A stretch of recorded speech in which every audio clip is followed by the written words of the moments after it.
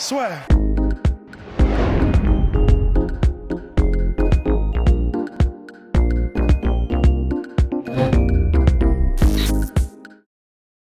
Bonjour à toutes et à tous et bienvenue dans le podcast La Sueur. Bonjour mon cher Rust. Bonjour mon cher Guillaume. On va parler de Nick Diaz qui va peut-être revenir enfin dans la cage de l'UFC ou peut-être qu'il nous vend les Wolf Tickets comme à chaque fois.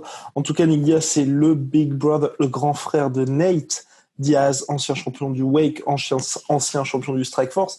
Malheureusement, et là ça fait mal quand même, plus aucune victoire depuis octobre 2011, dernier combat en janvier 2015. Et surtout, pour notre cher Nick Diaz, 37 piges au compteur. Bon, officiellement, je crois que c'est 2 défaites consécutives, 2 défaites et un non-contest. Officieusement, 3 défaites consécutives. Est-ce qu'on a encore envie de le revoir, à part pour un petit plaisir un petit peu coupable personnel? La question se pose. Oui. En fait, c'est vrai que bon, là, les chiffres que tu viens de donner, ça calme un petit peu. Après, en vrai, bon, il y a plusieurs trucs qu'on peut dire. Le premier, certes, c'est 3 défaites d'affilée normalement, c'est sûr. Bon, même si, disons, quoique en vrai, même si c'est un no contest, lui, c'est parce qu'il a popé pour marijuana, mais Anderson Silva, c'est parce qu'il a popé pour. Oui. Après, c'était par rapport à sa jambe qui était cassée. C'est vrai. C'est vrai. Après, c'est vrai qu'il y a besoin de stéroïdes pour certaines fractures, etc. Non, c'est vrai. Skeptical. Mais voilà. Non, mais oui, toujours est-il qu'il y en a un qui a popé pour un vrai gros truc, quoi. Voilà. Et après, d'un autre côté, les 3 défaites, si je ne m'abuse, c'est Carlos Condit, Georges Saint-Pierre, Anderson Silva. Donc, et c'était prime Carlos Condit. Voilà. Ouais, c'était contre Carlos Condit, c'était pour le title eliminator ou le titre intérimaire. Oui, c'est vrai. Ouais. Oui, donc voilà. Le fameux Diaz 125 là, qui a excité les foules pendant quelques années ensuite. Et Georges Saint-Pierre, pareil, quand il était au top. Et puis Anderson Silva, même si c'était en revenant de blessure, ça reste quand même Anderson Silva. Et en plus, en middleweight. Voilà. Donc, c'est pas déshonorant. Après, même si c'est pas déshonorant, et puis avant même d'enchaîner, on peut aussi dire qu'il a 37 ans, certes, mais s'il y a bien un truc que font bien les frères Diaz, c'est prendre soin de leur corps. C'est-à-dire que, excepté le fait qu'ils se prennent des coups comme personne, en termes de nutrition, en termes de leur vie, elle est ultra saine. C'est-à-dire qu'ils font extrêmement attention à ce qu'ils mangent. Je crois triathlète de surcroît. Alors, triathlète de surcroît. Et donc, c'est Nick Diaz qui a engrainé Cran Gracie, Nate et tout le monde. Et ils sont, alors je ne sais plus quel est le nom du régime, je crois qu'ils bouffent beaucoup de tout ce qui est végétarien, mais en plus du poisson, des trucs comme ça, un truc très très spécifique. Ils font super attention à ce qu'ils ingèrent. Ils sont aussi, alors ça c'est clair, c'est plus un secret, beaucoup dans la mouvance, tu sais, tout ce qui est les huiles de cannabis, mais aussi fumer de la marijuana de façon, comment ça s'appelle déjà récréative et pas récréative. Non, oui. Non, récréative, mais mais tout ce qui est CBD et tout ça, oui. Ouais, thérapeutique, c'est ça. Voilà, usage récréatif et thérapeutique.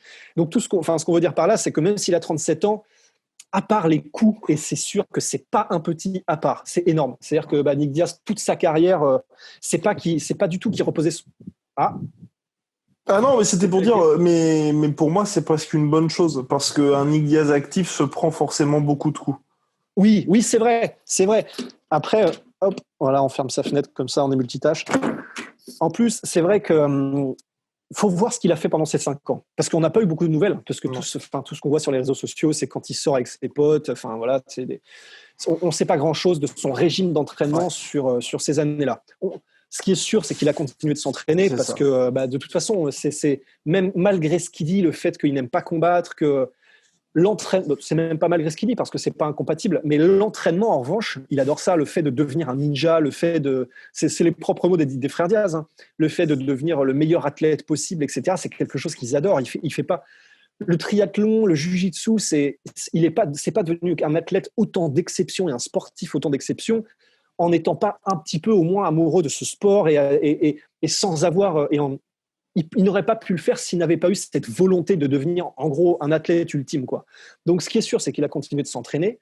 Il a peut-être et probablement beaucoup moins sparé, j'espère, mais c'est quasiment sûr, parce que malgré tout ce qu'on dit sur les frères Diaz, ils sont vraiment pas cons, en fait. Et je pense que Nick Diaz, il est au courant que sparer pour le plaisir et aller se mettre des nions avec André Ward, c'est pas forcément ce qu'il y a de mieux pour la durée de ta carrière, quoi. Ouais. Donc, franchement, ça peut être bon signe, mais, et là, je me permets de te faire ta transition, mais du coup, je me sens Guillaume aujourd'hui. Je me sens, malgré tout ce qu'on vient de dire, quand même, on a vu dans cette fameuse interview de Ariel Helwani.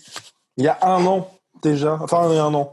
Juste après, c'était après la défaite de Nate Diaz contre Jorge Masvidal. Terrible chaud. Interview. Et moi, c'est ce qui fait que je suis assez attristé par ça. Parce que, honnêtement, moi, je pense, pour le coup, on en parlait, par exemple, avec Brock Lesnar, je pense que s'il revient, c'est quelqu'un qui revient pour les bonnes raisons, dans le sens, juste, tu vois, pouvoir se prouver physiquement. Je pense que, par contre, Nick Diaz revient pas pour les bonnes raisons, et quand je dis pas pour les bonnes raisons, Rust en parle très souvent, et ça, vraiment, merci à Rust. Parce que c'est vrai qu'il parle du fait que c'est vrai, non, mais le côté, les frères Diaz, on les prend souvent, les gens les prennent souvent un petit peu pour des demeurés ou des mecs un petit peu simplets, mais derrière tout ça, derrière le trash talking, qui est quand même souvent bien placé, il y a quand même des mecs qui ont réussi à créer un empire, qui ont réussi aussi, à la manière de Khabib Nurmagomedov, d'avoir une image et de se servir de cette image-là pour ensuite justement développer tout leur business. Moi, je pense aussi que là, tu vois, il se dit, j'ai 37 ans, il me reste plus beaucoup de temps non plus, et ça me ferait plaisir quand même de revenir pour un petit chèque. Et quand je dis un petit chèque, c'est en sens, je pense qu'il va pas être. C'est ce qui me rassure un petit peu, c'est qu'ils vont pas le mettre contre Kamaru Usman, donc on n'aura pas une humiliation. Mais moi, je veux juste pas avoir un combat pénible où on se dit ah putain, c'était mieux avant. C'était mieux avant, où effectivement, il aurait quand même dû rester à la retraite. Ouais, bah c'est toujours ce qu'on redoute le plus. C'est ce qu'on redoute le plus. Après, il y a, même si je pense aussi que quelque part il revient pour le chèque, parce que son contrat, je pense, doit être assez juteux. Malgré tout, il a dit lui-même, Nick Diaz, que il a passé l'âge de prendre du tout venant, de prendre les jeunes lions, etc. Et voilà, comme il le dit, moi maintenant, je veux des noms établis. Je ne veux pas prendre n'importe qui. Donc, au moins, ce qui me rassure, c'est que je pense qu'il n'est pas du tout dans l'optique d'un nouveau title run, pas nécessairement en tout cas, d'un nouveau title run à repasser par les Colby Covington, Leon Edwards, etc. Je pense qu'il n'est pas du tout dans ce délire-là. Ah non, mais quand je dis ça, je parlais d'un mec, par exemple, Robbie Lawler, où tu vois, ils font un nouveau combat contre Carlos Condit. Ce genre de combat où tu te dis, effectivement, c'était mieux il y a 10 piges ou il y a 5 piges. Oui, tu as raison, c'est vrai. Ouais, parce que ça, en revanche, même si, comme on l'a dit, c'est quasiment, honnêtement, j'en suis quasiment sûr, parce que par ce qu'il dit, par la manière dont il est, il a continué de s'entraîner et d'améliorer ses skills. Mais c'est vrai que s'il ne vient pas pour les bonnes raisons, entre guillemets, et qu'en plus, il est un peu fatigué malgré tout, parce que tu peux avoir la meilleure hygiène de vie, tu vieillis quand même. Et c'est vrai qu'il n'y aurait rien de plus triste que de voir un Nick Diaz se faire finir déjà. Ouais. Et contre un mec qui est un peu plus motivé et qui en voulait et qui donne l'impression que Nick Diaz effectivement n'aurait jamais dû revenir, que il y a tout qui va arriver, ça va être ah bah ouais mais c'était l'ancienne génération, ah bah ouais mais bon Nick Diaz il a jamais eu vraiment de skill particulier, c'était juste un bon boxeur avec un bon jiu-jitsu et ça va être dur parce que pour l'instant on se repose un peu sur la légende parce qu'il est quand même ultra bon Nick Diaz, mais si jamais il se fait poncer par un gars là en revenant 5 ans après, ça va être un peu dur ça va être probablement entre guillemets mérité, j'imagine, si jamais c'est vraiment sale, mais de voir un petit peu la légende s'écorner et puis de voir tout le monde lui tomber dessus en mode ouais évidemment il a jamais été très bon, tu vois, ou un truc comme ça va faire mal, ça va faire un peu mal. Mais il peut aussi réussir, hein. Tu vois, tu parlais de Robbie Lawler, pour moi ça aurait du sens un combat contre Robbie Lawler, un truc comme ça. Non. Il peut briller, hein. Ouais, oui, non, mais c'est plus aujourd'hui par rapport au Robbie Lawler qu'on a vu contre Neil Magny et qui a vraiment l'air aujourd'hui d'être rincé, dans le sens où, par exemple, moi, je serais plus favorable à un combat contre Darren Till, n'importe quoi. Même si Darren Till s'est proposé, Dan Hardy, tu vois. Le retour de Dan Hardy, tu vois, où tu as 2 vétérans, un Dan Hardy où on sait que justement, pareil, c'est un mec, même s'il combat pas, il prend soin de lui, il apprend toujours constamment, et où justement, avec Dan Hardy, on est sûr que tu as un mec qui est OK vétéran, mais qui va être bon, et puis Nick Diaz, on peut quand même se dire qu'il va arriver dans des bonnes conditions. Mais je veux juste pas un truc où on se dit c'est 2 mecs qui viennent pour le chèque ou 2 mecs qui sont pas dans de bonnes conditions. Parce que pareil, dans le pire des cas, en fait, ce que je me dis, c'est qu'avec Dan Hardy, si Nick Diaz il est venu juste pour le chèque, il se fait finir, mais il se fait finir par un mec qui a bien travaillé, tu vois. Enfin, Ouais. quelque chose en fait où on peut en tirer quelque chose de positif et pas juste se dire, effectivement, c'est la confirmation. Quand MMA est dans les sports de combat, une fois que tu es un nom, tu peux combattre même à 50 piges, il y aura toujours des gens qui achèteront pay-per-view pour te voir. Ouais. En plus, c'est vraiment une bonne idée, Dan Hardy, parce que donc, au-delà du fait que ce sont deux vétérans et que, comme tu l'as dit, ils prennent soin d'eux et que, etc., ce sont vraiment des noms. En plus d'être des vétérans, ce sont des vrais noms dans le monde du MMA. En plus, ce serait cool parce que Dan Hardy, voilà, c'est-à-dire qu'il lui faut un nom et Dan Hardy, il est encore entre guillemets actif aux yeux des fans parce qu'il a son propre podcast, d'ailleurs que je reconseille, les War Room, où il fait des breakdowns de fight, etc. Il est commentateur pour l'UFC. Enfin, c'est vraiment quelqu'un qui est dans le game et qui a toujours dit qu'il voulait revenir. Donc franchement, c'est vrai que là, ce combat-là, ce serait parfait. Parce que ouais, Robbie Lawler, c'est terrible, mais on voit qu'il a plus la flamme, donc Oui. ce serait un peu dur, quoi. Et d'ailleurs, oui. C'était aussi pour dire, moi je pense que c'est pour moi la meilleure option parce que ça permettrait aussi de savoir où est-ce que Nick Diaz en est tout simplement. Parce que pour moi, Ouais. après autant d'absence, donc ça veut dire il revient au mieux, il revient en 2021. Et puis oui, on l'a pas dit. Enfin, on va en parler après des catégories de poids. Là, donc il a dit qu'il était entre 74 kilos et 79 selon son manager. Rost ensuite va vous parler des éventuelles tractations middleweight, welterweight ou même lightweight. Mais ce que je veux dire, c'est que c'est important quand tu as eu aussi longtemps d'absence et que t'étais pas, tu vois, champion sortant type Georges Saint-Pierre ou quelque chose comme ça, que t'aies quand même un combat de rentrée avant qu'on te mette face à un tueur. Parce que comme tu l'as dit, on regarde le top 5, les Woodley, les machins, c'est presque plus pour lui. Donc t'as un combat comme ça, imaginons qui roule sur Dan Hardy ou qui se débrouille très bien ou qu'on soit, ah ouais, ok, effectivement, il a taffé. Là, ensuite, tu peux mettre le combat, par exemple, qu'il voulait contre Jorge Masvidal. Mais mettre Jorge Masvidal contre Nick Diaz pour le retour, je trouve que c'est très, très dangereux pour lui. Tu fais de l'argent, mais c'est dangereux. Ouais, non, c'est vraiment dangereux. C'est vrai. Non, c'est vrai. En plus, il est en pleine bourre, Masvidal. Enfin, là, c'est vraiment. Ce serait. Si jamais c'est contre Masvidal qu'on a ce sentiment de ah oui, il s'est fait déboîter, mais c'est normal, il a jamais été machin, ce serait un peu dur. C'est vrai qu'il faut lui mettre quelqu'un qui soit entre guillemets abordable. Parce que voilà, dans le sens. Ou en tout cas dans des conditions similaires. Dan Hardy, ça fait des années qu'il n'a pas combattu non plus. C'est vrai que voilà, il faut. Comme tu dis, il faut vraiment le remettre dans le bain, en fait. Et donc, c'est vrai quelle catégorie alors? Parce que voilà. Parce que tu l'as dit, en fait, un tweet en guise de. Ouais, mais parce que tu l'as dit, en fait, il a fait un wake-up test. Donc, c'est-à-dire que c'est comme ce qu'il y avait eu comme légende, mais j'ai l'impression que ça n'a jamais été confirmé, ce truc avec Georges Saint-Pierre. Il a fait le wake-up test, mais tu sais vraiment dont personne n'a entendu parler.